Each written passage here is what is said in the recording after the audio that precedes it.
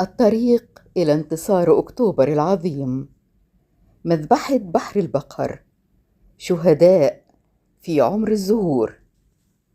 تحت هذا العنوان كتب الصحفي محمد نوار في بوابة فيتو قائلاً: الطريق إلى انتصار أكتوبر العظيم كان مليئاً بالتضحية، ليس فقط بالعسكريين ولكن بالمدنيين أيضاً. فعندما شعر العدو بعد هزيمتنا في حرب 67 على يديه، عندما شعر بقسوة ضربات أبطالنا على الجبهة، اتجه إلى ضرب أهداف مدنية، منها مدرسة بحر البقر ومصانع أبو زعبل. وكان الشعب دائما قويا عازما على تحرير الأرض. يوم الأربعاء 8 أبريل لعام 1970 يوم لا يمكن أن ينسى، ليس في تاريخنا بل في تاريخ الإنسانية، حيث تقع مدرسة بحر البقر الابتدائية بمركز الحسينية التابعة لمحافظة الشرقية. ففي تمام الساعة 9 صباحا والتلاميذ يجلسون لكي يتلقوا دروسهم، كانت الضحكات البريئة تتعالى والأحلام تكبر داخلهم، ولكن كل هذا قطعه بغتة قصف جوي ضم 5 طائرات فانتوم صهيونية توجه صواريخها وقنابلها لهؤلاء الأطفال الملائكة. وبدلا من تلقي الدروس سالت الدماء في كل مكان. استشهد 30 طفلا لتصعد أرواحهم الملائكية للسماء، ويصاب 36 طفلا آخرين بإصابات شديدة، كما أصيب 11 من العاملين في المدرسة مع تدمير المدرسة بالكامل. ما حدث لم يكن مجرد حادث عابر، ليس معركة حربية بين جيشين، ومن الطبيعي أن يقع شهداء لنا وقتلى في الطرف الآخر، ولكن ما حدث كان أقرب إلى خلع لقلب مصر، خلع لقلب مصر من أقصاها إلى أقصاها. الأطفال الذين استشهدوا أو أصيبوا لم يكونوا أبناء الفلاحين والبسطاء أهل الحسينية فقد كانوا أبناء كل أب وأم على أرض مصر، بل تجاوزها، فهم أبناء كل أب وأم في العالم العربي.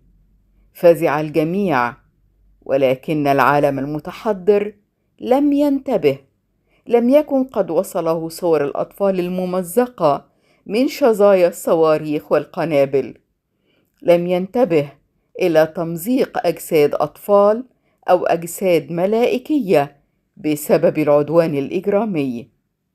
ربما يكون مشغول بما هو أهم. العالم يهتم بأي شيء باستثناء ما يهم العالم العربي. نعم، فقد أثار العدوان الهمجي الغضب والاستنكار، ولكن كان الموقف الرسمي الدولي في غاية السلبية كالعادة. وحاولت الولايات المتحدة الأمريكية أن تغسل يديها من دماء الأطفال الأبرياء، فأصدر الرئيس نيكسون قراراً بتأجيل إمداد الكيان الصهيوني بطائرات حديثة. لكن الغريب في الأمر أن الطائرات التي ضربت مدرسة بحر البقر كانت بالفعل طائرات الفانتوم، التي كانت تعد من أحدث الطائرات الأمريكية في ذلك الوقت. ولكن محاولة نيكسون كانت مجرد محاولة لتجميل وجه أمريكا القبيح والملطخ بدماء كل شهداء مصر والعرب منذ حرب 5 يونيو 1967. ولم يكن أمام مصر إلا أنها حاولت فضح هذا العمل الوحشي الذي يتنافى مع كل القوانين والأعراف الإنسانية، وكذبت الادعاءات الصهيونية بأن المدرسة كانت منشأة عسكرية بدليل الشهداء والدماء التي أغرقت وجه الإنسانية الغائبة تماما. لا يمكن وصف مشاعر أو أحاسيس الأهل الذين فقدوا فلذات أجدادهم. هناك من أصيب بالقلب، وهناك من فقد النطق. ولا تغيب عن أذهان الإنسانية ولا المصريين فقط صور المدرسة المدمرة، ولكن الأهالي وهم فزعون ويجرون إلى المدرسة للاطمئنان على أطفالهم بسبب العملية الإجرامية، ولم يتوقعوا أن أولادهم ما بين شهيد وجريح. وهناك صورة لا يمكن أن ينساها أهالي الأطفال عندما شاهدوا جثامين أبنائهم ومزارع ينقل 18 جثمان للأطفال على متن جرار زراعي للمستشفى. وبالرغم هذا يصرح السفاح الصهيوني موشى ديان وزير الدفاع آنذاك أن المدرسة التي ضربتها الطائرات الإسرائيلية ظهرت كهدف حربي، معللا ذلك بأن تلاميذ المدرسة الابتدائية كانوا يرتدون الزي الكاكي اللون وكانوا يتلقون التدريب العسكري. إلا أن الطيارة الأسيرة في حرب 1973 كابتن آمي حييم اعترفت بأنها شاركت في قصف مدرسة بحر البقر كما جاء في أقوالها، وأقرت بأنهم قصفوا المدرسة عن عمد، وأنهم كانوا يعرفون أنهم يستهدفون بقنابلهم وصواريخهم مدرسة ابتدائية.